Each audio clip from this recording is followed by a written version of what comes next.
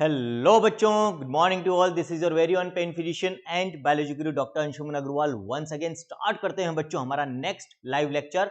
और आज का लाइव लेक्चर बच्चों हमारे रेस्पिरेशन इन प्लांट्स चैप्टर का लास्ट लेक्चर है। मतलब एक और इंपॉर्टेंट चैप्टर हमारा आज कंप्लीट हो जाएगा। प्लांट फिजियोलॉजी हम स्टार्ट कर चुके हैं। This was the first chapter of plant physiology. Human physiology में ऑलरेडी 5 चैप्टर्स ऑलमोस्ट कंप्लीट है बच्चों, आउट ऑफ 7। रिप्रोडक्टिव सिस्टम वाली पूरी यूनिट हम कंप्लीट कर चुके हैं।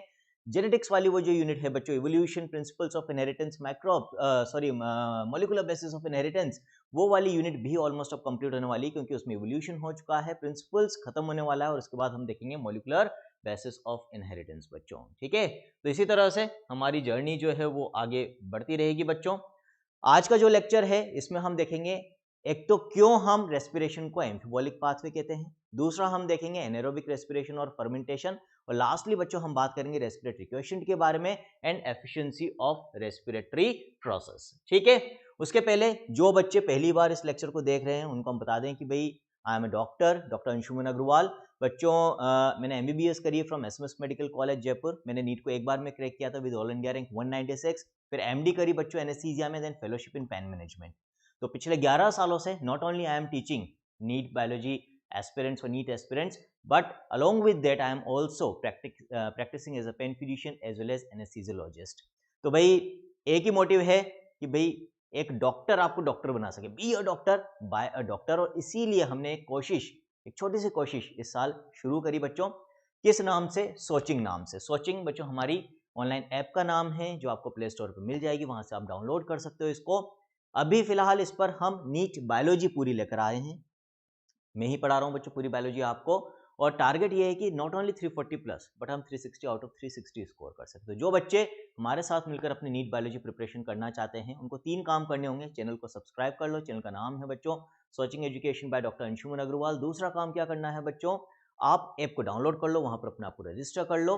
तीसरा काम क्या करना है, हर वीडियो के डिस्क्रिप्शन में एज वेल एज ऐप के डैशबोर्ड पे हमारे टेलीग्राम ग्रुप का और दूसरे सोशल मीडिया प्लेटफॉर्म्स का लिंक आपको गिवन है, वहां से उसको ज्वाइन कर लो। आप वहां पर मुझसे कनेक्ट हो सकते हो और अपने डाउट्स भी मुझसे पूछ सकते हो बच्चों।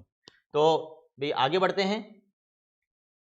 तो मैंने जैसा बोला था आज 3 चीजें मेनली हम कवर करेंगे, एम्फिबोलिक पाथवे, एनारोबिक रेस्पिरेशन और फिर बच्चों रेस्पिरेटरी क्वेश्चन। लास्ट में हम एफिशिएंसी ऑफ रेस्पिरेशन भी देखेंगे। एम्फिबोलिक पाथवे का मतलब क्या होता है बच्चों? एम्फिबोलिक पाथवे ऐसा पाथवे जो दोनों है, मतलब एनाबोलिक भी है और कैटाबोलिक भी है। एनाबोलिज्म क्या होता है, कैटाबोलिज्म क्या होता है, ये ऑलरेडी हम देख चुके हैं। लिविंग वर्ल्ड में बहुत डिटेल में आपको मेटाबॉलिज्म के बारे में बताया था। अगेन बायोमोलिक्यूल्स में मैंने फिर आपको मेटाबॉलिज्म के बारे में बताया था। दोनों चैप्टर्स भी हम कंप्लीट कर चुके हैं बच्चों। तो मेटाबॉलिज्म, जितने भी केमिकल रिएक्शंस हमारी बॉडी में हो रहे हैं ना बच्चों, उन सबको कलेक्टिवली हम बोलते हैं मेटाबॉलिक रिएक्शंस और मेटाबॉलिज्म, जो दो तरह के हो सकते हैं। आइदर चीजें टूट रही होगी या फिर बन रही होगी। यदि कोई कंपाउंड टूट रहा है, कोई सब्सटेंस टूट रहा है और 2 या 2 से ज्यादा रिजल्टेंट प्रोडक्ट्स बना रहा है बच्चों, हम उसको कहेंगे कैटाबोलिक रिएक्शन। लेकिन यदि किसी रिएक्शन में 2 या 2 से ज्यादा मॉलिक्यूल्स या कंपाउंड्स मिलकर एक बड़ा मॉलिक्यूल बना रहे हैं, उसको हम कहेंगे बच्चों एनाबोलिक रिएक्शन। ठीक है, ऐसे पाथवेज या प्रोसेसेस जिनमें दोनों चीजें हो रही हो उनको हम क्या कहेंगे? एम्फिबोलिक पाथवे। ऐसा जिसके बारे में हमने इस चैप्टर की शुरुआत में बीच में ही बात करी थी कि भाई जो रेस्पिरेशन है, जब हम देखते हैं ओवरऑल प्रोसेस की, भाई जो ग्लूकोज का मॉलिक्यूल था अल्टीमेटली उसको हमने कार्बन डाइऑक्साइड वाटर में तोड़ा और एनर्जी रिलीज हुई। तो यहाँ तो क्या हो रहा है, हमें क्या दिख रहा है कि एक मॉलिक्यूल टूट रहा है, ब्रेक डाउन हो रहा है। और यदि ब्रेक डाउन हो रहा है तो फिर रेस्पिरेशन किस तरह का प्रोसेस कहलाना चाहिए? कैटाबोलिक प्रोसेस कहलाना चाहिए। बच्चों यदि ऑडिबिलिटी और विजिबिलिटी में कोई भी इशू प्लीज चैट में मेंशन कर देना, है ना। आपको यदि नोट्स प्रॉपर्ली नहीं दिख रहे हो स्मार्ट बोर्ड के ऊपर, अच्छा एक और चीज, ये जो हैंड रिटन नोट्स है बच्चों, ये आपको डाउनलोडेबल फॉर्म में अवेलेबल है ऑन आवर ऐप। आप ऐप पे जाके वहां से इनको डाउनलोड कर सकते हो। एक और जो इंपॉर्टेंट सोर्स वहां पर आपके लिए हमने रख रखा है, पूरे 38 चैप्टर्स की जो एनसीईआरटी है बच्चों, उसको हमने हाईलाइट करके वहां पर डाउनलोडेबल फॉर्म में आपको अवेलेबल करा रखा है। हाईलाइटेड फॉर्म में 3 कलर्स हमने वहां पर यूज करें। एक येलो कलर जिसमें वो लाइंस हैं जो पढ़नी तो है लेकिन बहुत ज्यादा इंपॉर्टेंट नहीं है। फिर ग्रीन कलर, वो लाइंस जो रिलेटिवली ज्यादा इंपॉर्टेंट है। और रेड कलर जो मोस्ट इंपॉर्टेंट लाइंस है बच्चों, जहां से क्वेश्चंस बनते ही बनते हैं। तो वहां से आपको एनसीईआरटी पढ़ने में काफी मदद मिल जाएगी। तो अभी जैसा मैं कह रहा था कि भाई ऐसे तो देखने में क्या लगता है, रेस्पिरेशन जो है वो एक कैटाबोलिक प्रोसेस है, बट अभी इस टॉपिक में हम देखेंगे कि कंसेप्चुअली यदि हम प्रॉपर वे में, यदि हम एक राइट वे में बात करें, तो respiration is not a catabolic process only, but it is anabolic also. और जब दोनों चीजें हो रही है इसमें, तो हम इसको क्या बोलेंगे बच्चों, एम्फीबॉलिक पाथवे। तो इसको हम अभी जस्टिफाई करेंगे क्यों हम इसको एम्फीबॉलिक पाथवे बोल सकते हैं बच्चों। तो glucose is the favoured substrate for respiration. All carbohydrates are usually first converted into glucose before they are used for respiration. यह हमने अभी पूरे चैप्टर में देखा भी है कि रेस्पिरेशन में जो प्राइमरी सबस्ट्रेट होता है, जो पहली चॉइस होता है सेल्स का फॉर रेस्पिरेशन, वो क्या होता है बच्चों, glucose, which is a carbohydrate. इसके अलावा यदि और भी कोई कार्बोहाइड्रेट है, जैसे हमारी बॉडी कार्बोहाइड्रेट्स को किस फॉर्म में स्टोर करती है, ग्लाइकोजन के फॉर्म में, प्लांट्स किस फॉर्म में स्टोर करते हैं, स्टार्च के फॉर्म में। लेकिन दोनों में जब रेस्पिरेशन करना होता है सेल्स के अंदर, तो उसके पहले स्टार्च को भी ग्लूकोज में कन्वर्ट करना होता है, ग्लाइकोजन को भी ब्रेक डाउन करके ग्लूकोज बनाया जाता है बच्चों, और यही चीज हमने यहां पर मेंशन करी है। फिर other substrates can also be respired but they do not enter the respiratory pathway at the first step.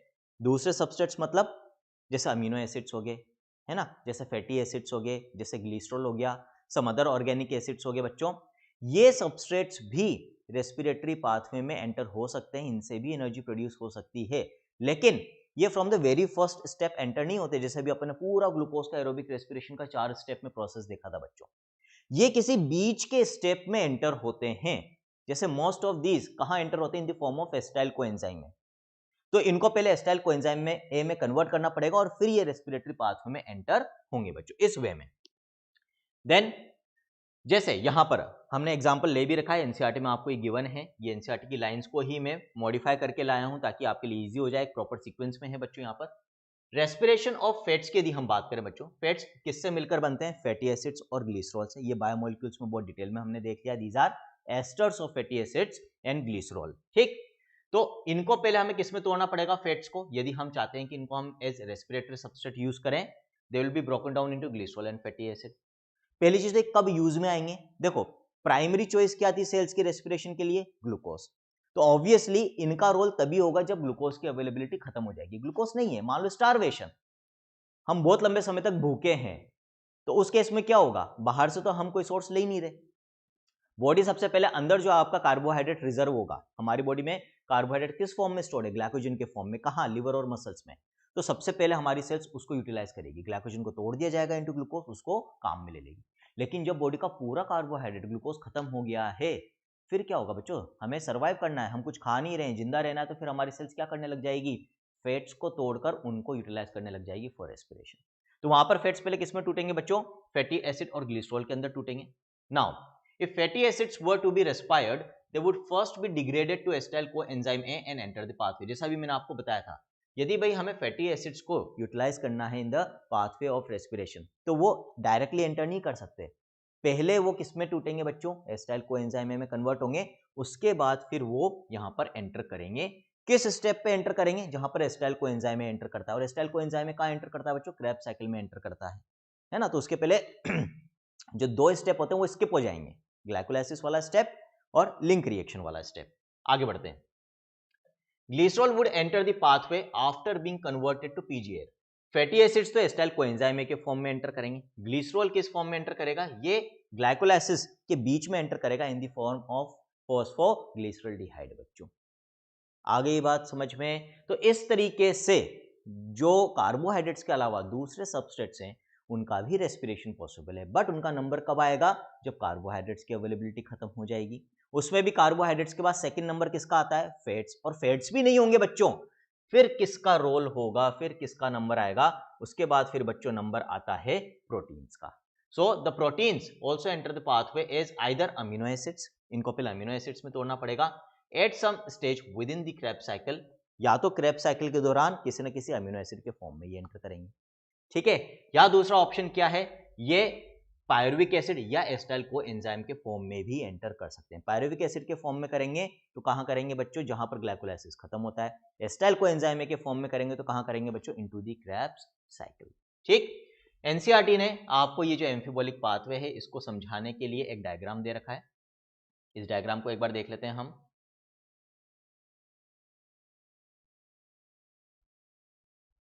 चलो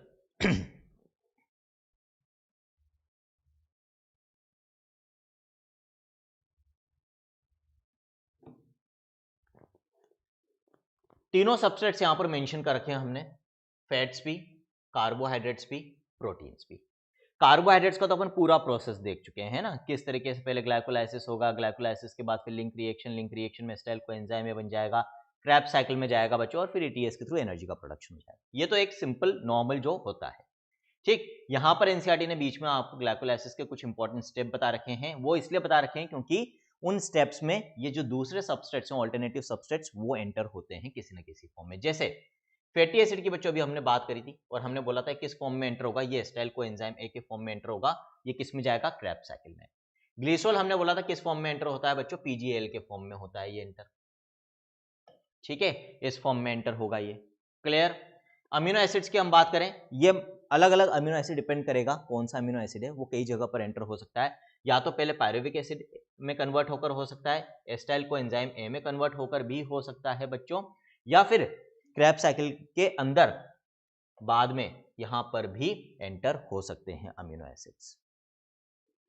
ठीक है, तो पहली चीज तो ये कि सिर्फ कार्बोहाइड्रेट ही सोल सबस्ट्रेट नहीं होता, ये भी होते हैं। तो ये तो कैटाबॉलिज्म की बात चल रही है अभी तक। अब एनाबॉलिज्म क्यों है बच्चों? एनाबॉलिज्म इसलिए है क्योंकि ये जो पूरा रेस्पिरेटरी प्रोसेस है, इसके दौरान जो डिफरेंट सब्सटेंसेस बन रहे हैं बच्चों, इनको डिफरेंट पाथवेज में कई दूसरे इंपॉर्टेंट मॉलिक्यूल्स या कंपाउंड्स को सिंथेसाइज करने के लिए भी यूज में लिया जा सकता है। कैसे, अभी आगे आ जाएगा, देखते हैं। ठीक है,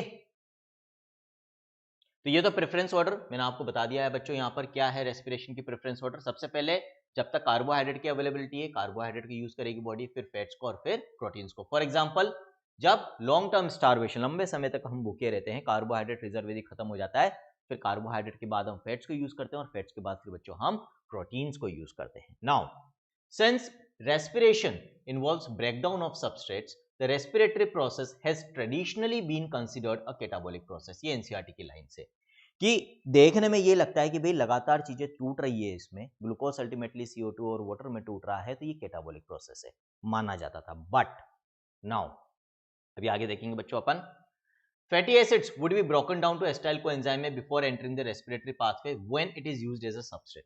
तो जब कार्बोहाइड्रेट्स नहीं होते तब फैट्स को फैटी एसिड ग्लिसरॉल में तोड़ा जाएगा, फैटी एसिड्स फिर वहां पर एसिटाइल कोएंजाइम के फॉर्म में एंटर करेंगे इनटू द रेस्पिरेटरी पाथवे और एनर्जी प्रोडक्शन में काम आएंगे। ये तो कैटाबॉलिज्म हो गया। लेकिन बट यहां पर रेड कलर से मैंने लिख रखा है, when the organism needs to synthesise fatty acids, कई बार क्या होता है, कार्बोहाइड्रेट की प्रॉपर अवेलेबिलिटी, ग्लूकोज सफिशिएंट है बॉडी में, रेस्पिरेशन का प्रोसेस नॉर्मल वे में चल रहा था जैसे चलना चाहिए, आराम से एनर्जी प्रोडक्शन हो रहा है। मान लो उस समय बॉडी में किसी इंपॉर्टेंट फैटी एसिड की कमी हो रही है, फैटी एसिड का सिंथेसिस करना जरूरी है बच्चों।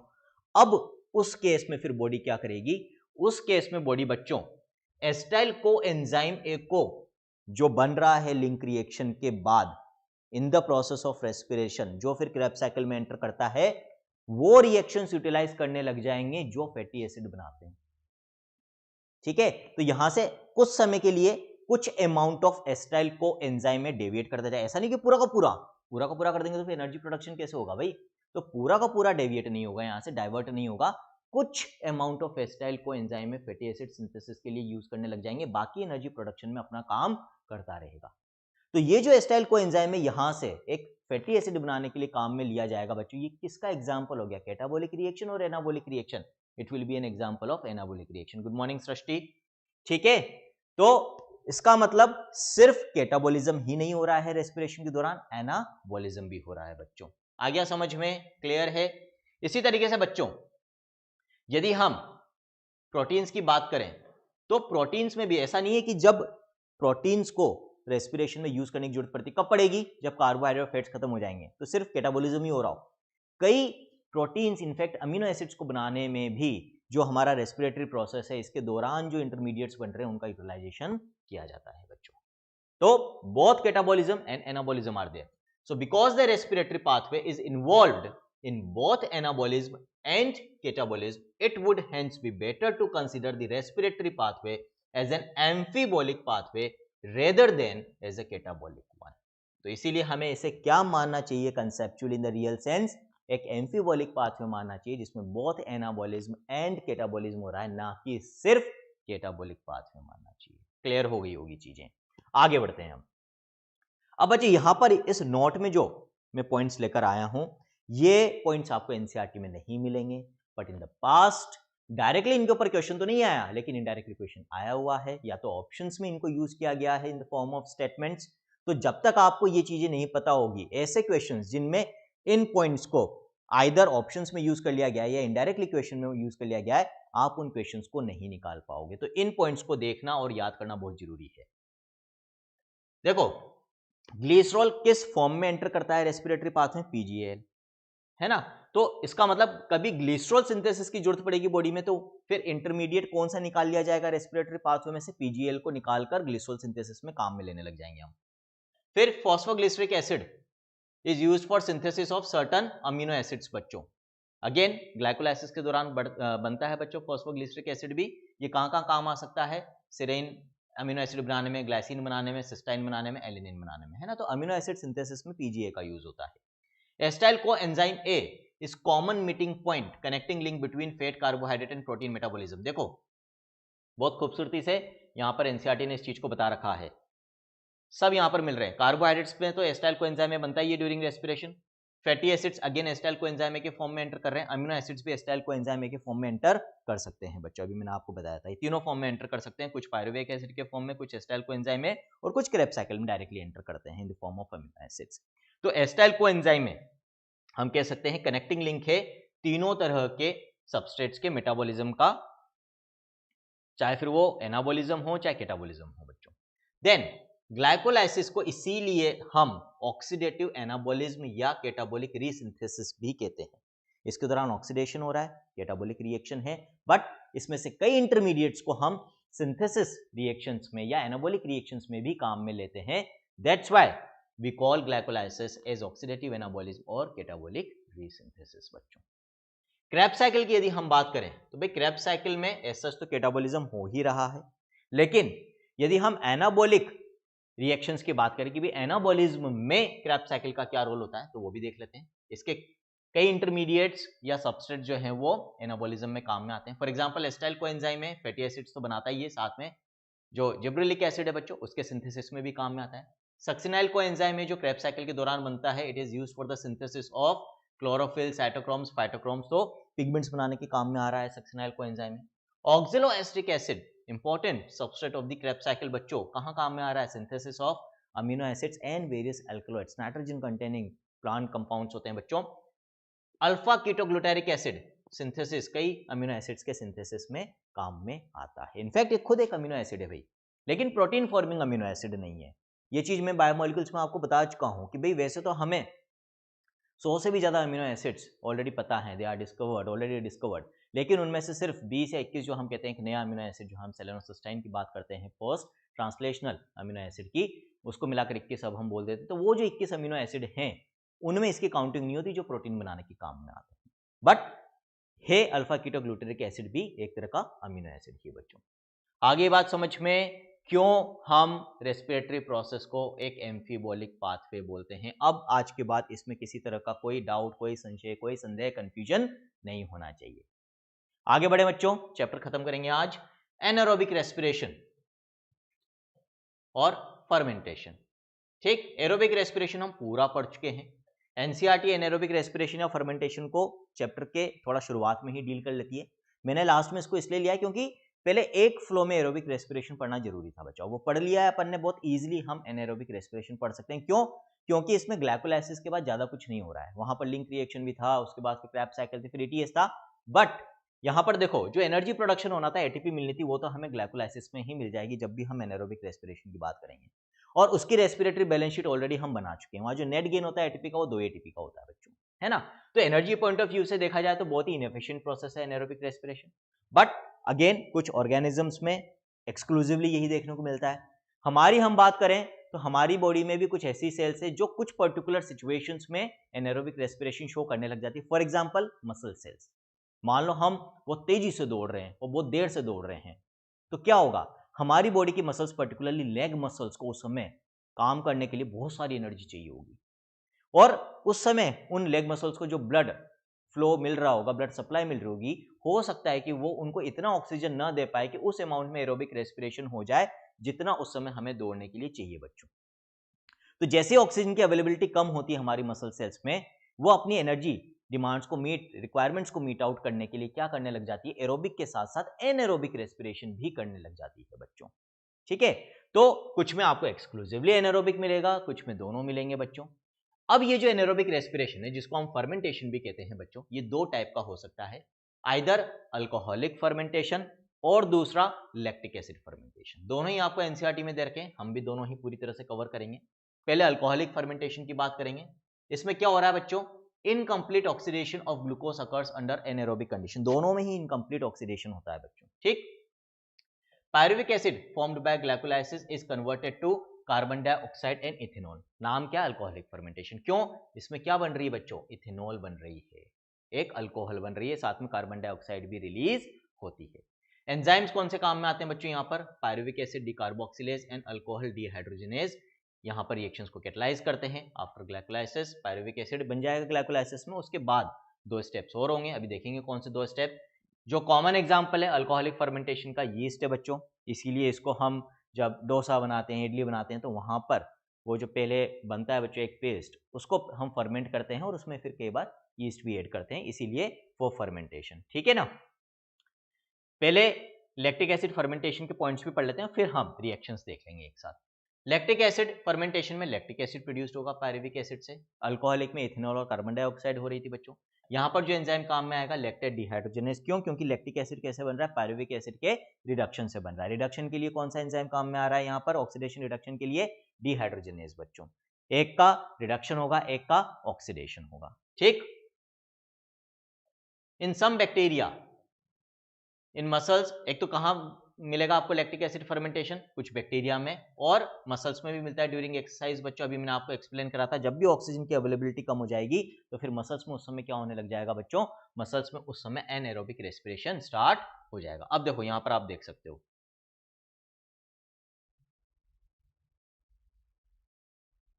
है ना, ये एनसीईआरटी का ही डायग्राम लेकर आया हूं मैं। एनसीईआरटी के डायग्राम्स इसलिए लाता हूं बच्चों, क्योंकि यदि एग्जाम में कोई भी डायग्राम बेस्ड क्वेश्चन आएगा तो वहां पर एनसीईआरटी के डायग्राम और रिएक्शंस यूज में लिए जाएंगे।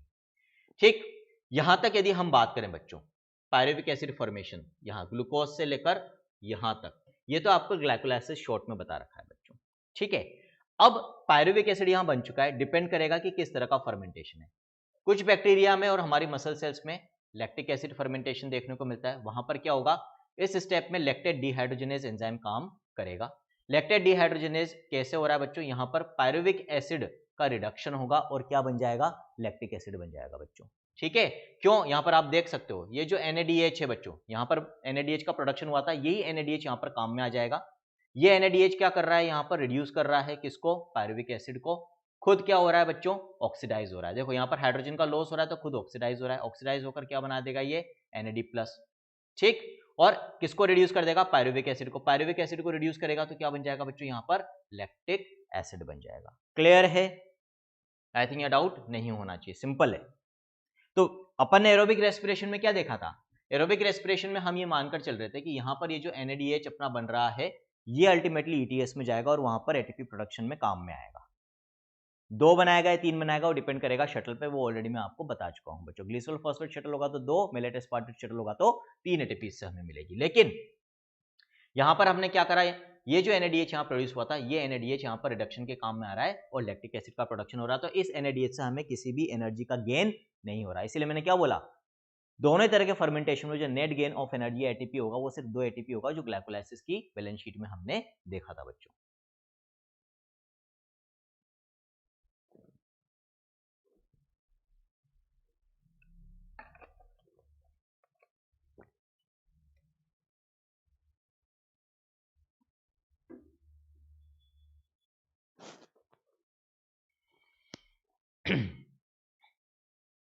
चलो आगे बढ़ते हैं अपन। फिर यहां पर पायरुविक एसिड से इथेनॉल और कार्बन डाइऑक्साइड बन रहे हैं। अल्कोहलिक फर्मेंटेशन में 2 एंजाइम्स काम में आते हैं, डिकार्बोक्सिलेज और डिहाइड्रोजनेज बच्चों। यानी कि डिकार्बोक्सिलेशन भी हो रहा है, उससे CO2 प्रोड्यूस होगी, और डिहाइड्रोजनेज से रिडक्शन होगा। रिडक्शन अगेन किसकी मदद से होगा, NADH की मदद से होगा बच्चों। आगे बात समझ में, किसी तरह का कोई डाउट हो पूछ सकते हो। क्लियर, ठीक है। तो इसके साथ एनारोबिक रेस्पिरेशन यानी कि फर्मेंटेशन भी कंप्लीट होता है बच्चों।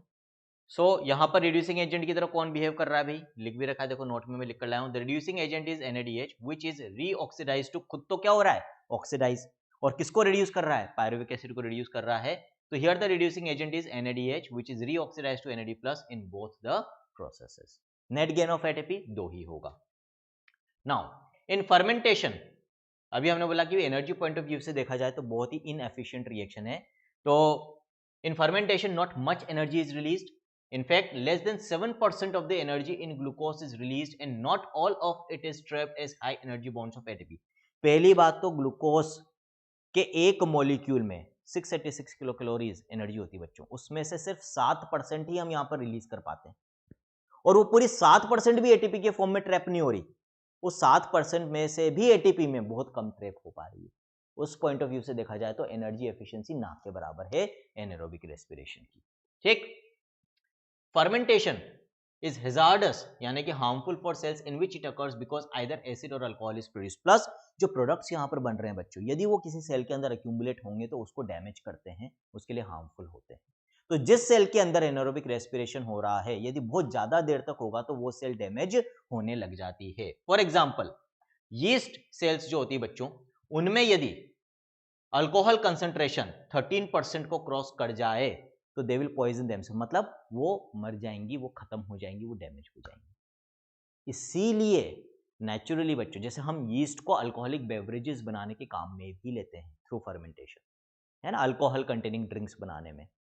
अब जो ऐसे नेचुरल अल्कोहलिक बेवरेजेस हैं जिनमें हम सिर्फ यीस्ट फर्मेंटेशन के बाद उनको यूज कर लेते हैं, कोई डिस्टिलेशन वगैरह नहीं करते हैं, ये हम पढ़ेंगे बच्चों माइक्रोब्स इन ह्यूमन वेलफेयर में, तो उनके अंदर जो आपको अल्कोहल कंटेंट मिलेगा ना, कंसंट्रेशन मिलेगा, वो 13% से कम ही मिलेगा। कारण 13% से ऊपर मिल ही नहीं सकता, क्योंकि उसके ऊपर फर्मेंटेशन का प्रोसेस रुक जाएगा, क्योंकि जिन सेल्स के अंदर हो रहा है वही डैमेज हो जाएगी, यीस्ट सेल्स। इसीलिए जो बिना डिस्टिलेशन वाले, डिस्टिलेशन से क्या होगा बच्चों, यदि मान लो मुझे किसी अल्कोहलिक ड्रिंक में परसेंटेज ऑफ अल्कोहल बढ़ाना है, तो नेचुरल जो फर्मेंटेशन का प्रोसेस है यीस्ट के थ्रू, उसमें मैक्सिमम जो मैं कंसंट्रेशन अचीव कर सकता हूं वो 13% के आसपास होगा, इससे ज्यादा कर ही नहीं पाऊंगा, उसके बाद फर्मेंटेशन रुक जाएगा। लेकिन भाई मेरे को मान लो कोई 30% अल्कोहल कंटेंट का ड्रिंक बनाना है, तो उसके बाद फिर मेरे पास ऑप्शन क्या है, नेचुरल में 13% का ड्रिंक तो बन गया, अब इसको मैं डिस्टिलेशन प्रोसेस के थ्रू ले जाऊंगा।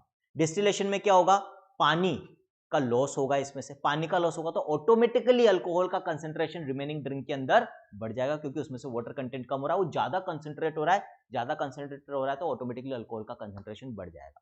तो ये हम पढ़ेंगे। Alcoholic beverages, non distilled beverages कौन से होते हैं, डिस्टिल्ड बेवरेजेस कौन से होते हैं, कौन से चैप्टर के अंदर पढ़ेंगे बच्चों, microbes in human welfare. For example beer की यदि हम बात करें बच्चों, that is an example of what, non distilled alcoholic beverage, जहां पर हमें डिस्टिलेशन की जरूरत नहीं होती, क्योंकि उसमें 10% से भी कम अल्कोहल कंसंट्रेशन होता है, जो सिर्फ फर्मेंटेशन से हम अचीव कर सकते हैं बहुत ईजिली। तो यहां पर अगेन वो नोट भी मैं आपके लिए लेकर आया हूं, क्योंकि एनसीईआरटी ने यहीं पर फर्मेंटेशन वाले टॉपिक में इसी चैप्टर में क्वेश्चन पूछा है कि भाई आप बताओ कि जो नेचुरली फर्मेंटेड अल्कोहलिक बेवरेजेस होती है उनमें अल्कोहल कंसंट्रेशन कितना होता होगा, क्वेश्चन पूछकर छोड़ दिया है। ऐसे क्वेश्चंस मैं हर चैप्टर में बोलता हूं कि एनसीईआरटी के बीच बीच में जो इस तरह के क्वेश्चंस दे रखे हैं बच्चों, जिनके आंसर एनसीईआरटी ने नहीं दिए, इनके आंसर्स आपको पता होने चाहिए, क्योंकि यही ऑब्जेक्टिव बनकर आते हैं फिर, और आप वहां पर फिर इनको नहीं कर पाते हो। क्लियर? तो उसका आंसर यहां पर दे दिया है कि naturally fermented beverages have less than 13% alcohol concentration, क्योंकि नेचुरली इससे ज्यादा कंसंट्रेशन अचीव हो ही नहीं पाएगा, ये होने के बाद यीस्ट सेल्स की डेथ हो जाएगी और फर्मेंटेशन का प्रोसेस रुक जाएगा बच्चों। ठीक है, एज सच इस चैप्टर का लास्ट टॉपिक, लेकिन इसके बाद बच्चों एक और चीज देखेंगे जो अगेन इस चैप्टर के अंदर नहीं दे रखी है, और वो है energy efficiency of the respiratory process, कि वास्तव में एनर्जी एफिशिएंसी है कितनी, क्योंकि एक ग्लूकोज मॉलिक्यूल में वैसे तो यदि हम कंप्लीट एफिशिएंसी के साथ उसकी एनर्जी को एटीपी में कन्वर्ट कर दें तो एक ग्लूकोज मॉलिक्यूल से हमें 686 किलो कैलोरीज एनर्जी मिल सकती है, जो अपने आप में बहुत ज्यादा एनर्जी होती है बच्चों। लेकिन अभी हम देखेंगे कि वास्तव में जो एफिशिएंसी ऑफ रेस्पिरेशन होती है वो 50% से भी कम है, मतलब 50% से ज्यादा एनर्जी जो हमें ग्लूकोज से मिल सकती थी उसको तो हम यूटिलाइज ही नहीं कर पा रहे हैं बच्चों, है ना। रेस्पिरेटरी क्वेश्चन बच्चों क्या होता है, या आप पढ़ते हो, वैसे केमिस्ट्री में ही पढ़ते हो, volume of CO2 evolve to the volume of oxygen consumed in respiration. Respiration के प्रोसेस में कितनी CO2 वॉल्यूम इवॉल्व हो रही है अपॉन कितनी ऑक्सीजन कंज्यूम हो रही है, उससे हम रेस्पिरेटरी इक्वेशन निकालते हैं।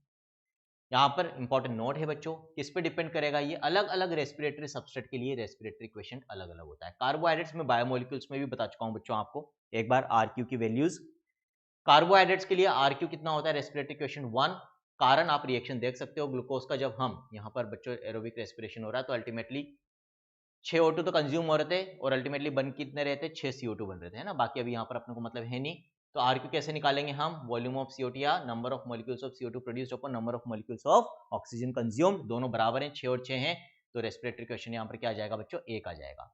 फैट्स की यदि हम बात करें, यहाँ पर जैसे अपन ने एक एग्जांपल लिया है, ट्राइपामिटिन फैट लिया है बच्चों अपन ने यहाँ पर, ठीक। Palmitic acid 3 fatty acid glycerol के साथ जुड़े हुए हैं, तो यहाँ पर जब हम इसका रेस्पिरेशन प्रोसेस कंप्लीट कर रहे हैं तो कितनी ऑक्सीजन काम में आ रही है, 145 मॉलिक्यूल्स, कितनी CO2 प्रोड्यूस हो रही है, 102 मॉलिक्यूल्स। डिवाइड करोगे बच्चों इनको, कितना मिलेगा आपको रेस्पिरेटरी क्वेश्चन फैट्स। तो फैट्स का जो रेस्पिरेटरी क्वेश्चन होता है that is less than 1। Exact value कोई पूछ ले अराउंड 0.7 होता है बच्चों, याद रखना 0.7 के आसपास। क्यों ऐसा बोल रहा हूं याद रखना, क्योंकि प्रोटीन्स का भी लेस देन 1 होता है, बट फैट्स और प्रोटीन्स के आरक्यू में थोड़ा सा डिफरेंस होता है। फैट्स का जो आरक्यू है 0.7 के आसपास है, जबकि प्रोटीन्स का जो आरक्यू है बच्चों वो 0.8 to 0.9 के आसपास होता है। तो प्रोटीन्स में आपको डायरेक्ट वैल्यू याद रखनी है, कोई रिएक्शन वगैरह देखने की जरूरत नहीं है बच्चों। RQ 0.8 to 0.9। फिर अगेन ऑर्गेनिक एसिड्स के बारे में एनसीईआरटी ने बात नहीं करी है, तो ऑर्गेनिक एसिड्स के बारे में भी बात कर लेते हैं क्योंकि बच्चे पूछा जाता है।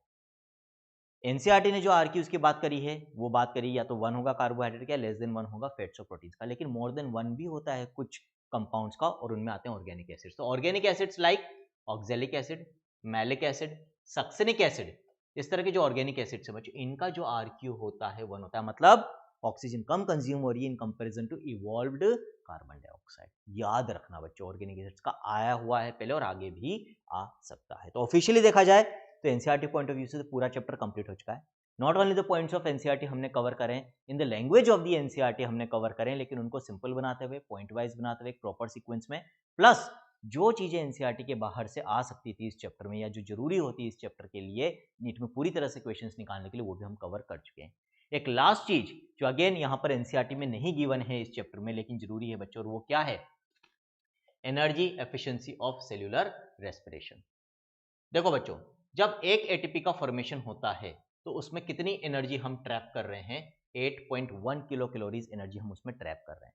और अभी मैंने आपको बताया था कि एक ग्लूकोज मॉलिक्यूल के अंदर जो कंप्लीट टोटल एनर्जी कंटेंट होता है वो होता है 686 किलो कैलोरीज, है ना।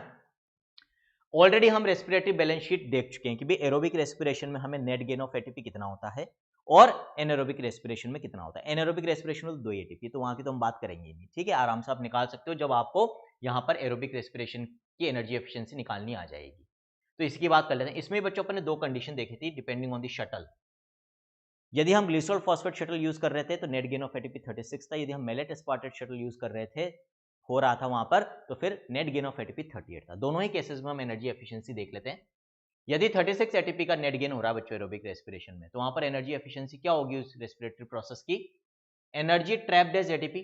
टोटल एनर्जी कितनी ट्रैप होगी बच्चों एटीपी में, 36 एटीपी प्रोड्यूस हो रही है। एक एटीपी में कितनी एनर्जी ट्रैप होती है, 8.1, 36 इंटू 8.1 करोगे कितना आएगा, 291.6। टोटल एनर्जी जो हम पूरी 100% एफिशिएंसी से यदि रेस्पिरेशन होता तो एक ग्लूकोज मॉलिक्यूल में कितनी एनर्जी होती है, कितनी हम डिराइव कर सकते थे, ट्रैप कर सकते थे इन द फॉर्म ऑफ एटीपी, 686। तो 686 में से देख लेते हैं भाई वास्तव में मिल कितनी रही है, इनटू 100 कर दोगे तो परसेंटेज के फॉर्म में आंसर आ जाएगा। तो ग्लूकोज के एक मॉलिक्यूल में 686 किलो कैलोरी होती है, उसमें से मात्र 291.6 291.6 किलो कैलोरीज ही हम एटीपी के फॉर्म में ट्रैप कर पाते हैं बच्चों।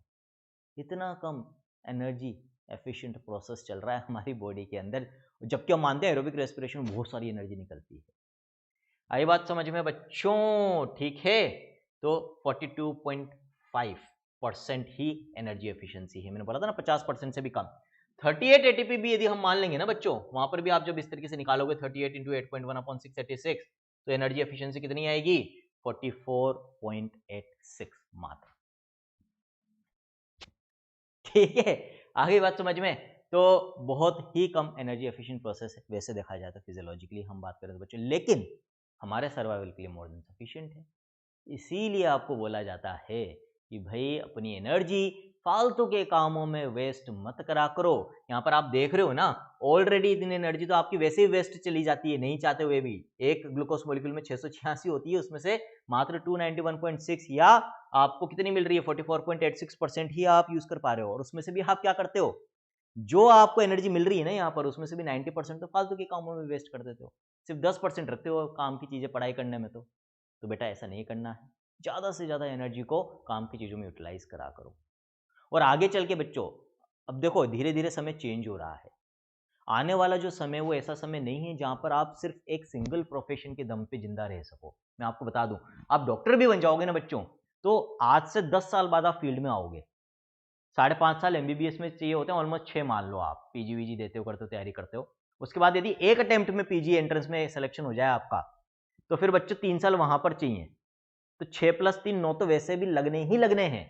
और बीच में एक साल आप मान लो कि एक बार पीजी की तैयारी वारी में लग जाता है, एक बार आपका बीच में नीट में एक अटेम्प्ट में सिलेक्शन नहीं होता। ये तो मैं तब कह रहा हूँ 9 साल, तो जब नीट में भी एक बार में सिलेक्शन हो, पीजी में भी एक बार में सिलेक्शन हो। अब इसके बाद आप ऐड करते जाओ, नीट में जितने अटेम्प्ट दे रहे हो उतने साल और ऐड कर लो, पीजी जितने अटेम्प्ट दोगे उतने साल और ऐड कर लो। नॉर्मली 11-12 साल सब बच्चों को लगते हैं बच्चों। बहुत कम होते हैं जो एक बार में पहुंच जाते हैं, जैसे मेरा टाइम खराब नहीं हुआ, लेकिन ज्यादातर बच्चों का होता है बच्चों। अब 11-12 साल देने के बाद आप फील्ड में आओगे। ऑलरेडी बच्चों इस समय यदि आप अपने आसपास देखोगे, जिस भी सिटी में आप रहते हो, तो आप देखोगे आज से 10 साल पहले क्या होता था, हर स्पेशल जो सुपर स्पेशलिटी या स्पेशलाइज ब्रांचेज है जो पीजी के बाद होती है बच्चों, चाहे जैसे मेरी एनेस्थीसिया है या फिजिशियन है या सर्जन है या डर्मेटोलॉजिस्ट या पीडियाट्रिशियन है बच्चों, इनके स्पेशलिस्ट डॉक्टर्स हर सिटी में काफी गिने चुने होते थे, आप उंगलियों पर नाम गिन सकते थे। लेकिन आज के प्रेजेंट सिनेरियो में हर सिटी में, छोटी से छोटी सिटी में भी हर स्पेशलिटी के आपको कई डॉक्टर्स मिल जाएंगे। अब ये भी आपको पता होगा, इस समय तो आपके लिए गुड न्यूज करके हम वीडियो देते हैं यूट्यूब पे कि एमबीबीएस सीट्स बढ़ गई है ना, फलाना कॉलेजेस में इतनी सीट्स बढ़ गई। फिर राजस्थान की जैसा भी हम बात करें बच्चों, तो यहाँ पर ऑलरेडी ये अनाउंसमेंट हो चुका है कि राजस्थान के हर डिस्ट्रिक्ट में एक मेडिकल कॉलेज होगा। अब सोचो आप, 30 से ज्यादा डिस्ट्रिक्ट, और ऐसा मोदी जी अब ऑलमोस्ट पूरी कंट्री में करने वाले हैं। अब आप सोचो, जब इतने मेडिकल कॉलेजेस, इतनी मेडिकल सीट्स, एमबीबीएस सीट्स, तो ऑटोमेटिकली पीजी सीट्स भी बढ़ेगी। तो फिलहाल जब इतने सारे डॉक्टर्स होने लग गए हैं, तो आज से 11-12 साल बाद कितने डॉक्टर्स होंगे। और जब हर स्पेशलिटी का, एमबीबीएस की तो कोई वैल्यू नहीं रह जाएगी, पीजी तो करनी ही करनी पड़ेगी आपको। तो पहली बात तो एनर्जी कंजर्व करके नहीं रखोगे अपनी, काम में आप एनर्जी यूज नहीं करोगे, तो पहली बात तो एमबीबीएस में एंट्री नहीं मिलेगी, मिली भी गई तो एमबीबीएस पास नहीं होगी, हो भी गई तो पीजी में एंट्री नहीं मिलेगी, क्योंकि पीजी का एग्जाम एमबीबीएस से कम मैं कहूंगा 50 गुना ज्यादा टफ होता है। यहाँ 3 सब्जेक्ट पढ़ रहे हो, वहाँ 20 सब्जेक्ट एमबीबीएस के। यहाँ पर तो भाई हर तरह के बच्चे आपके साथ बैठ रहे हैं, लेकिन वहां तो सारे के सारे एमबीबीएस क्लियर्ड डॉक्टर्स आपके साथ बैठ रहे हैं, जो कि top most brilliant minds of the country हम मानते हैं बच्चों। पीजी आसान नहीं होती बच्चों, अच्छी वाली रगड़ लगती है, अच्छी वाली, पहले तो पीजी एंट्रेंस में और फिर पीजी के 3 साल में। तो यदि आप चाहते हो कि कम से कम समय में आप फील्ड में आ जाओ, फील्ड में आने के बाद ही बच्चों खूब स्ट्रगल है।